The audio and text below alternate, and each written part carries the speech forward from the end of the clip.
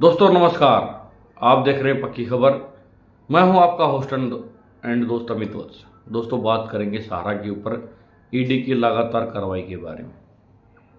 कल ईडी ने एक और कार्रवाई की है और ये उस सीरीज का हिस्सा है जिसमें ईडी मनी लॉन्ड्रिंग के तहत सहारा की बेनामी तथाकथित बेनामी प्रॉपर्टीज पर अटैक कर रही है और उसको अटैच कर रही है।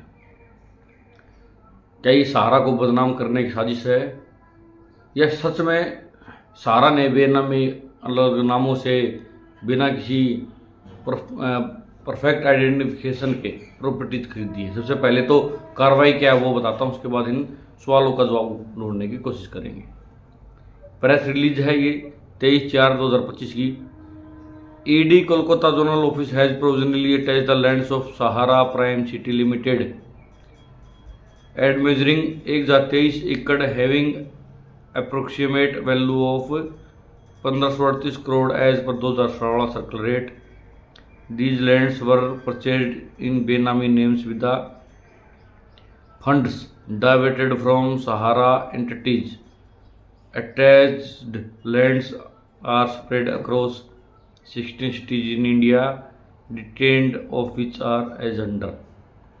16 सिटियों में 1,023 एकड़ ज़मीन को अटैच किया है जिसकी वैल्यू 1500 करोड़ के आसपास है और वो 2016 सर्कल रेट में है। तो अभी मेरे हिसाब से 2016 से डबल होगी ये 3-4 हज़ार करोड़ के आसपास की प्रॉपर्टी आप कम से कम मान के चले। उससे ज़्यादा भी हो सकती है क्योंकि डेवलपमेंट बहुत हुई है पिछले 10 साल में। तो दोस्तों इसके बाद इन्होंने डिटेल दे रखी है कि कौन सी डिस्ट्रिक्ट में कितनी है। जैसे आनंद में इन्होंने 22 एकड़ की है, भुवनेश्वर ग्रेस में इन्होंने 2 एकड़ की है, हुबली में इन्होंने 123 एकड़ की है, जयपुर में 61 एकड़ है, जम्मू में 115 एकड़ है, मैसूर में 73 एकड़ है, रुड़की में 51 एकड़ है, शिमोगा में 29 एकड़ है, सोलनपुर में 125 एकड़ है, ललितपुर में 6 एकड़ है, लखनऊ में 107 एकड़ है, बहरमपुर में 2 एकड़ है, बीकानेर बल्क में 106 एकड़ 166 एकड़ है। इस प्रकार के 16 स्टेट्स में अलग अलग उन्होंने दे रखे हैं, एड्रेस भी दे रखे हैं बाकायदा कि कौन सी प्रॉपर्टी कहाँ है। तो ईडी ने जो काम किया वो फुल प्रूफ किया, पूरा प्रूफ के साथ यहाँ उन्होंने डाला है। इसके बाद ईडी क्या लिखती है? ED initiated investigation in the basis of 3 FIR registered under section 420 and 120B of IPC 800 against Humara India credit cooperative society and other by Orissa, Bihar and Rajasthan police. Further over 500 FIR have been registered against the Sahara group entities and related persons with more than 300 of them registered for offences that are scheduled under the PMLA 2002 on the allegation that deposits were cheated into deposits funds forced to redeposit funds without their consent and were denied their maturity payments despite demanding maturity payouts several times. उसके बाद वही जो इन्होंने पिछली अपनी press release में बताया था। तो यहाँ एक दिमाग में बात आती है कि ईडी बार बार 300 एफआईआर का दर्ज कर रही है जो पहले कभी रिलीज दाखिल हुई थी। अभी ईडी क्यों एक्शन ले रही है तो मैं बता देता हूँ। ईडी अपने आप से पीएमएल के तहत कोई एफआईआर दर्ज नहीं कर सकती। पीएमएलए में एफआईआर दर्ज करने का कोई प्रावधान नहीं है और ना ही उसमें वो धारा जोड़ सकती है। जो केस रजिस्टर्ड होते हैं ऑलरेडी एफआईआर होती है ऑल इंडिया में कहीं भी, वो उसी में सू मोटो लेती है और वहीं से एक्शन चालू करती है। तो जो 500 एफआईआर अलग अलग स्टेट्स में इन्वेस्टर द्वारा करवाई गई हैं सहारा के ऊपर, उसमें से इन्होंने 300 उठाई हैं। अब आप कहोगे कि एकदम इतना एक्शन क्यों? तो दोस्तों एक्शन इसलिए है ईडी के पास जो पावर है, सुपर पावर्स है, उसका उन्होंने यूज़ करना शुरू कर दिया है। और ये जो यूज़ कर रही है ये उसी पर अटैच कर रही है जो बेनामी है। जो कुछ लोग सहारा के अंदर घुस गए थे, जिन्होंने सरासरी को भी नोच लिया डिमक की तरह, ये उनका पर्दाफाश होने वाला है। इसमें नाम भी आएंगे जल्द ही जो डायरेक्टर अपने आप को बताते फिरते हैं ना, उनको बताना भी पड़ेगा कि मैंने ली है। और एक्शन इसीलिए दोस्तों क्योंकि बहुत सारी प्रॉपर्टीज़, मैं आपको बता देता हूँ, बहुत सारी प्रॉपर्टीज़ की आप बार बार कई बार खबर सुनते हैं कि ये प्रॉपर्टीज़ वहाँ बेच दी गई। जैसे एमपी में आई थी कि 1000 एकड़ लैंड था, उसको ओडी कोड़ी के भाव में बेच दिया। 1000 करोड़ की ज़मीन थी, उसको 100 करोड़ के भाव में बेच दिया। कोई बीजेपी का नेता उसमें अटैच भी हुआ था।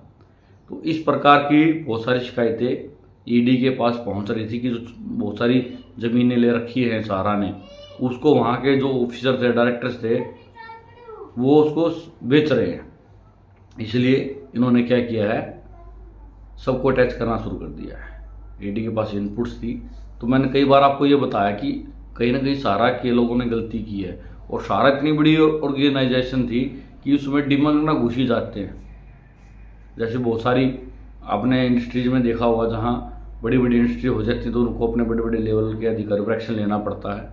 तो लेकिन सहारा साइड इस प्रकार के नहीं थे, अच्छे मन के आदमी थे, वो किसी को बाहर नहीं निकालना चाहते थे। इसलिए डिमक वो की उनकी जो हिम्मत थी वो बढ़ती गई और इस प्रकार की लूट का उन्होंने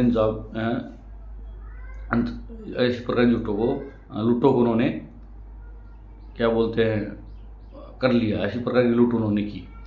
तो अब ईडी की कार्रवाई क्या बदनाम करने के लिए है? तो दोस्तों अभी पूरा आप देखोगे ना, पूरा मामला क्या है कि जब आप सहारा सोसाइटीज़ बनी और जो फंड दूसरी कंपनी से सहारा सोसाइटीज़ में ट्रांसफ़र किया गया, वो एक प्रॉपर वे से नहीं किया गया था। मैंने एक बार पहले भी जिक्र किया था कि सहारा से ने गलती की है, उनको मौका मिला था सुधारने का। कि जब गवर्नमेंट ने उनको बोला था कि आप पहले फंड लौटा दीजिए, तो क्या उसमें क्या किया था, उनके आसपास के जो चाटुकार थे उन्होंने मिलकर उनको ये कहा कि इसको ट्रांसफ़र फंड कर दीजिए। और यहाँ एजेंट्स को भी बोला गया था, तो एजेंट्स ने भी किसी ने भाई आप FD करा लीजिए, 5% जो कमीशन आ रहा है वो आपको छोड़ देंगे, इस प्रकार की कुछ हरकतें की थी, जिसके कारण उधर से फंड सारा इधर ट्रांसफ़र कर दिया गया था। उसके बाद से ही लोगों में एक नाराज़गी और सहारा के प्रति विश्वास बढ़ा था, जो कि सिर्फ एक ही गलती मानता हूँ आज तक मैं सहारा की, कि उन्होंने ये गलती की थी। इसके अलावा सहारा की तरफ से दूसरी कोई गलती नहीं हुई है। उसके बाद तो उनको एक राजनीति का शिकार मेरे हिसाब से बना दिया गया था। इसके अलावा दोस्तों बहुत सारे एक्शन ऐसे भी हुए हैं सहारा के ऊपर जो इलीगल थे, उनके बारे में कोई बात नहीं करता है। जैसे उनका लाइसेंस को सस्पेंड कर दिया गया आपका शेयर बाज़ार से भी चाहते तो उसको अपने हाथ में लेकर चलाते रहती थी, कितने % वैल्यू बढ़ जाती थी। प्रॉपर्टी जो डेवलप हो रही थी, इंडस्ट्री जो आपके सहारा के जैसे फ्लैट्स बन रहे थे, उनको क्यों रोक दिया गया? अभी कई फ्लैट्स में आप देखते हो ना कि फ्रॉड कर जाता है कोई बिल्डर, तो गवर्नमेंट लगा रही है ना पैसे, तो उस टाइम पे भी लगा सकती थी पैसे उनको बनाने के लिए। लेकिन कोई बात नहीं करना चाहता इसके बारे में। कोई उस टाइम की जो सरकार थी इसको जवाबदेही नहीं ठहराना चाहता। सब बचना चाहते हैं, सब मलाई खाना चाहते हैं, मेहनत नहीं करना चाहते हैं, या जो सरकारों ने गलती की उसके बारे में नहीं बताना चाहते, या सुप्रीम कोर्ट में जो डिले हो रहा है उसके बारे में कोई बात नहीं कर रहा है। भाई इतने साल से मामला चल रहा है, क्यों नहीं दूध का दूध पानी का पानी हो जाता है? ये वर्सोवा लैंड को बिकने के लिए कितनी बार आ चुका है? अगर आपकी बात माने तो वर्सोवा लैंड के बारे में कितनी बार बात हो चुकी है, क्यों नहीं हो रहा इसके बारे में कुछ एक्शन? बहुत सारे सवाल हैं, उनके जवाब समय के साथ मिलेंगे या नहीं मिलेंगे हमें नहीं पता है। लेकिन दोस्तों अकेला, मैंने कई बार बोला था, अकेला सहारा के ऊपर तीर चलाने से कुछ नहीं होता है। सहारा के पास एकमात्र ऐसी कंपनी है जो कई 1000 करोड़ किसी ने ठगी की है, जिसके पास इंडिया में लैंड है, जो दे सकती है, उससे कई गुना पैसा है।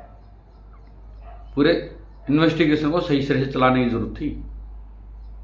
ठीक है, सेबी क्या है, सेबी आपका शेयर बाजार के लेवल पर इन्वेस्टिगेट कर सकती है, क्यों नहीं इसको 2014 या 2013 के बाद से ईडी को दिया गया पूरे मामले को?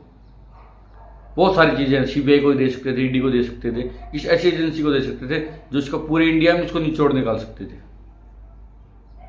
लेकिन हम उसमें कुछ कह नहीं सकते हैं, क्योंकि उड़ता तीर एक भाई ने बोला था, लेने की जरूरत नहीं होती है कि आप सुप्रीम कोर्ट पर कुछ टिप्पणी करो।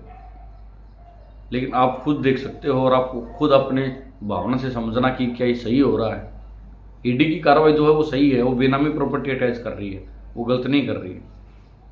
वो मौका देगी और अस्थायी रूप से है, वो मौका देगी।